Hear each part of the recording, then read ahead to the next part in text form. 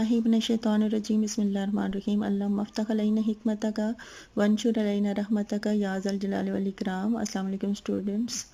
In this video we will learn how to find the value of equilibrium constant.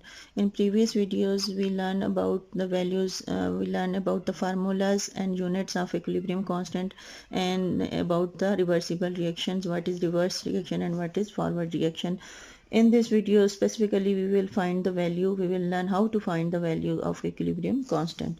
तो हम book की example ले लेते हैं। इक्विलिब्रियम कॉन्स्टेंट, किसी भी चीज़ की जब हमें वैल्यू फाइंड करनी होती है तो उसके लिए हमें चीज़ें चाहिए होती हैं। दो आपने फिजिक्स में भी न्यूमेरिकल किए, मैथ्स में भी करते हैं। तो हम किसी भी चीज़ की जब वैल्यू फाइंड करते हैं तो हमें उसका फार्मूला पता होना चाहिए कि कौन से फार्मूला के तहत। तो केसी का फार्मूला हम लोग डिराइव कर चुके हैं एंड देन उसको एक्सप्रेस करने के लिए हमें यूनिट चाहिए होता है, तो यूनिट भी हम कर चुके हैं। और हमने ये देखा कि केसी के लिए फार्मूला और यूनिट जो हैं वो दोनों चीज़ें हर एक रिवर्सिबल रिएक्शन के लिए डिफरेंट होते हैं।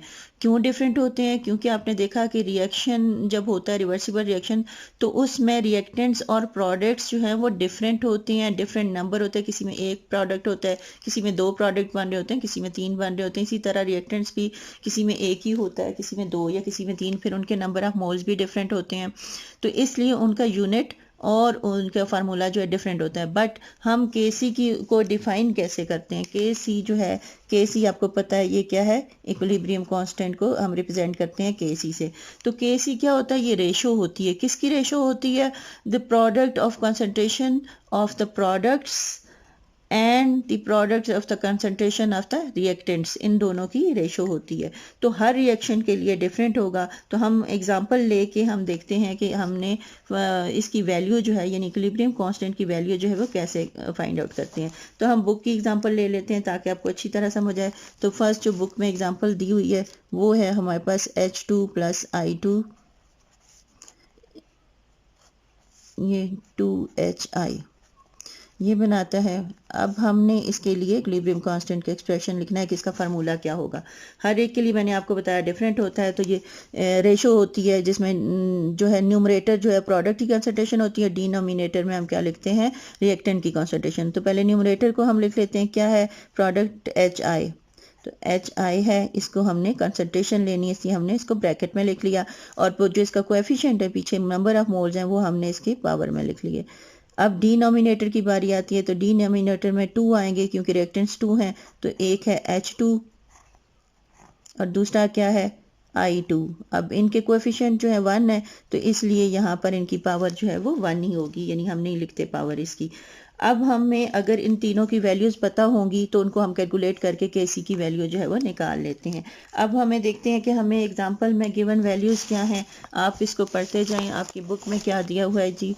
ये दिया the equilibrium mixture, the concentration of the hydrogen and iodine is 0.04 mole per decimetre cube. तो आपको पहले किसकी दी हुई है? हाइड्रोजन और आयोडीन दोनों की सेम है, 0.04 मोल पर डेसी। तो आप लिख लें, ये डिनोमिनेटर में दिए हुए हैं। तो हाइड्रोजन की भी 0.04 है और आयोडीन की भी 0.04 है। अब आप देखें, while that of hydrogen iodide is 0.08 mole per decimetre cube.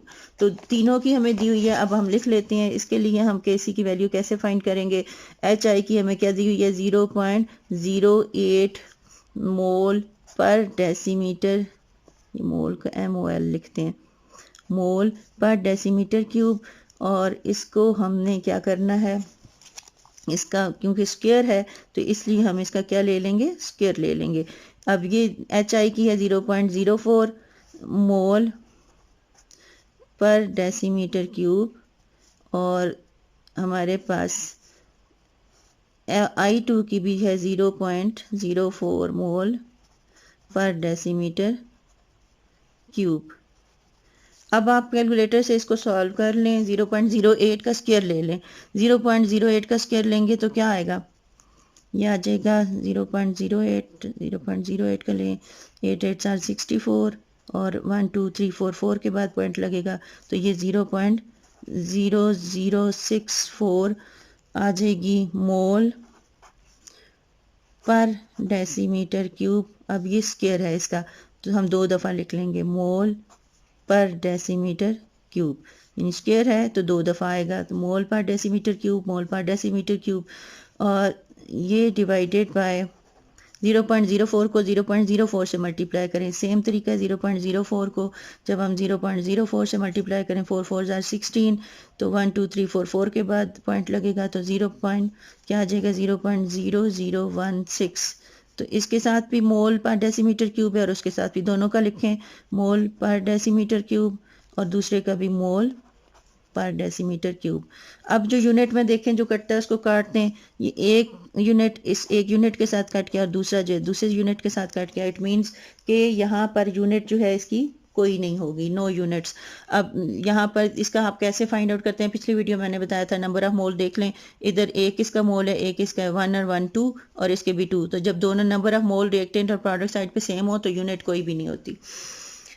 अब यहाँ पर देख लें, अब इसको इसके साथ डिवाइड कर लें तो हमारे पास के सी की वैल्यू आएगी। जब हमने इसको 2020 से कट के तो 16 1 जार 16 और 16 4 जार 64, तो आपके पास इसकी वैल्यू क्या आ जाएगी 4। तो ये अब हम एक और एग्जांपल लेते हैं, इसी तरह हम सब की जो है वो वैल्यू फाइंड आउट, बाकी एग्जांपल जो बुक में दी हुई हैं वो आप लोग कर लेंगे।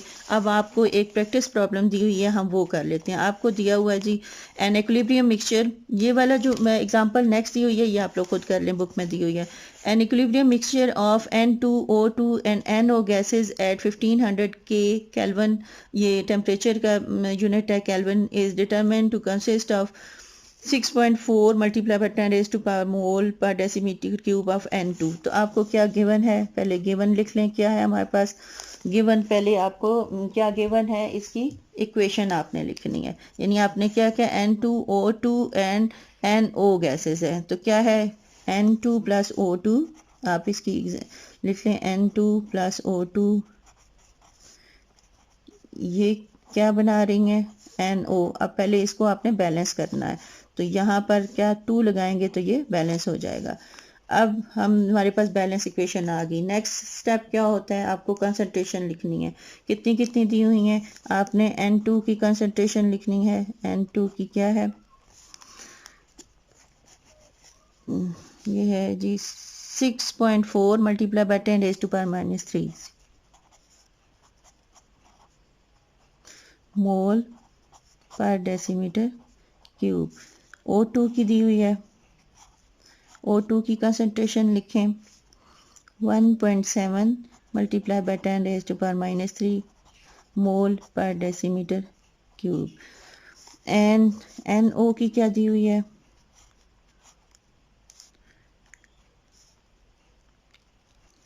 1.1 multiply by 10 raise to power minus 5 mole per decimetre cube. What is equilibrium constant of the system. अब हमने इक्विलिब्रियम कांस्टेंट निकालना है, तो कांस्टेंट की हम इक्वेशन कैसे लिखेंगे, इसको देखें तो हमने के सी की क्या फार्मूला आ जाएगा इसका, पहले हमने प्रोडक्ट को लिखना है, प्रोडक्ट क्या है NO, स्क्वायर ब्रैकेट डाले और कोएफिशिएंट ऊपर लिख लिया। डिनोमिनेटर में दो गैसेस हैं N2 एंड O2, कोएफिशिएंट कोई भी नहीं है इसलिए हम नहीं लिखते, 1 है। अब आप इसकी कॉन्सेंट्रेशन लिखें, NO की कितनी दी हुई है 1.1 multiply by 10 raise to power minus 5 mole per decimetre cube divided by, अब इन दोनों की लिखें, एक की क्या है 6.1 multiply by 10 raise to power minus 3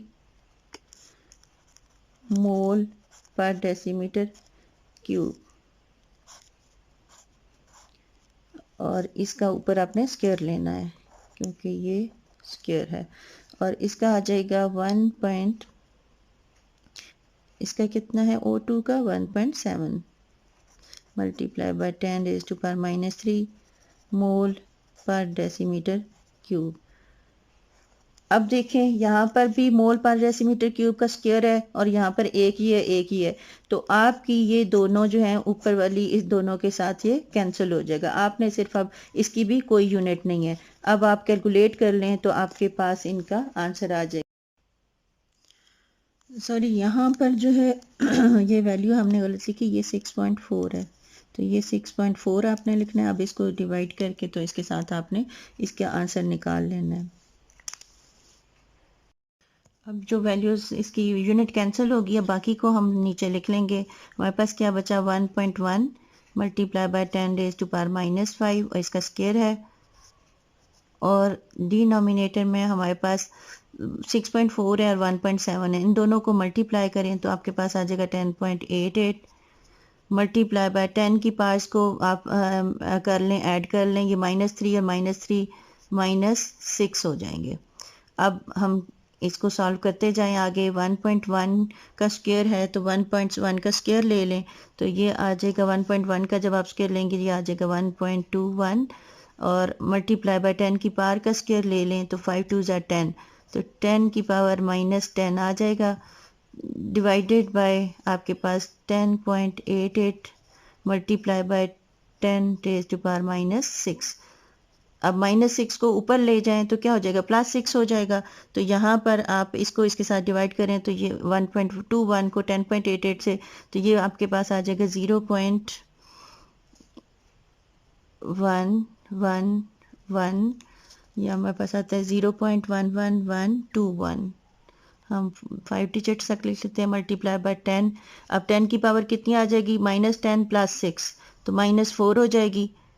अब इसी को आप साइंटिफिक नोटेशन में जब आप लिखेंगे तो हमारे पास इसका आंसर आ जाता है। 1 के बाद पॉइंट होता है ना साइंटिफिक नोटेशन में, तो पॉइंट को 1 इधर ले जाएं तो हमारे पास आ जाएगा 1.1121। अब क्या होगा, एक और इसमें ऐड माइनस हो जाएगा 10 की पावर में, क्योंकि हमने पॉइंट को इधर से इधर लाए हैं तो -1 हो जाएगा, तो 10 की पावर -5। तो ये इसका केसी की वैल्यू आ जाएगी 1.1121 multiply by 10 raise to power -5। ये -4 था, हम पॉइंट को एक इधर लेके आए तो इसलिए यहाँ पे -1 ऐड कर दिया तो -1 आ जाएगा, तो -4 -1 -5। तो ये हमारे पास इस के लिए केसी की वैल्यू हमारे पास इतनी आ जाएगी। खुश रहिए, खुशियाँ बांटिए, अल्लाह हाफिज़।